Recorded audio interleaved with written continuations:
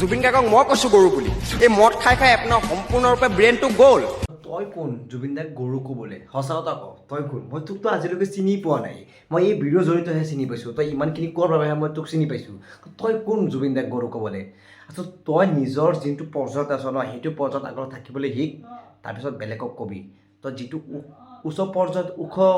পৰ্যায়ত উঠিলে তোক মানুহে ক'লে হয় তোকতো মানুহে চিনি নাপায় তই কি ভাবিছ যে মই এইটো ভাইৰেল হ'ব নোৱাৰিম এইটো ভিডিঅ'ৰ জৰিয়তে জুবিন দাক মই এনেকৈ ক'ম জুবিন দাক গৰু চৰু ক'ম তেতিয়া মই ভাইৰেল হৈ যাম মানুহক চিনিম তোক যে পালে মানুহে চৰিয়ালে হয় আৰু তোক চেণ্ডেলে কোবলে হয়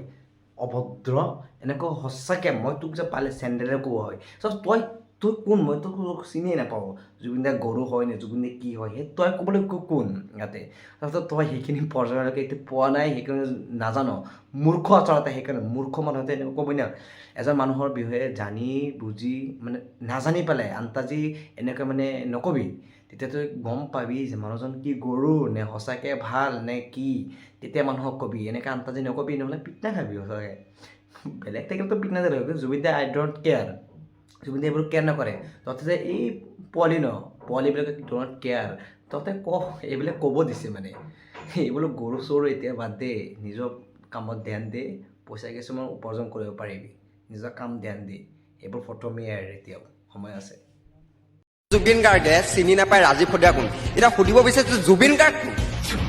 এটা মদাহী এটা ফটুৱাই মঞ্চত উঠি পেলাই যি মদ খাই পেলাই মাতলামি কৰে হেল্ল' এভৰিৱান আজি নতুন এটা ভিডিঅ'ত সকলোকে স্বাগতম জনাইছোঁ আৰু মই আৰমান আৰু আপোনালোকক মানে কি ক'ম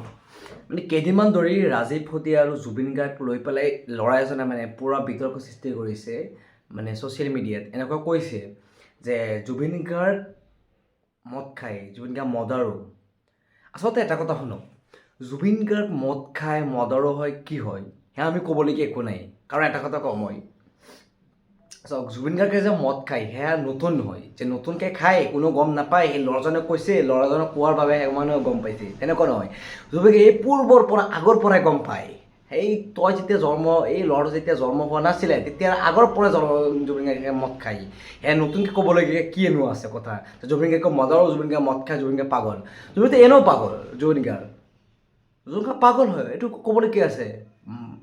ৰেচপেক্ট জুবিন গাৰ্গ আমি ৰেচপেক্ট দিব লাগিব পাগল হ'লেও ৰেচপেক্ট দিব লাগিব কাৰণ মানুহজনে ইমান গান গাইছে না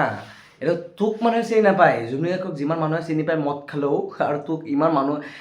মানুহ তোক ঘৰৰ ওচৰে পাঁজৰে মানুহ কিবিলাকে চিনি নাপায় তাত জুবিন গাৰ্গৰ বিষয়ে ইমানখিনি ক'ব নালাগিছিলে তাত যিয়ে নহওক বাৰু ছ'চিয়েল মিডিয়াত ইমানখিনি ভাইৰেল হৈছে এতিয়ালৈকে মানুহে ভিডিঅ' বনাই আছে জুবিন গাৰ্গ পাগল কৈছে জুবিন গাৰ্গে মদ খায় এইটো ক'বলগীয়া নেকি এইটো সকলোৱে জানে জুবিন গাৰ্গে মদ খায়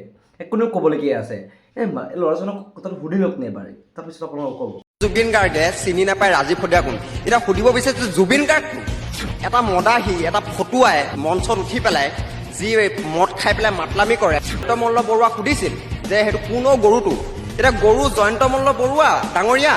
নে জুবিন গাৰ্গ আপুনি জাতিৰ কাৰণে গান গাইছে গান গাই আপোনাৰ নিচিনা মদ খাই মাতলামি কৰা নাই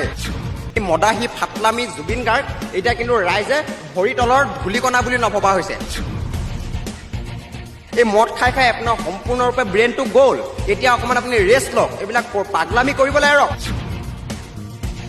জুবিন গাৰ্গক মই কৈছো গৰু বুলি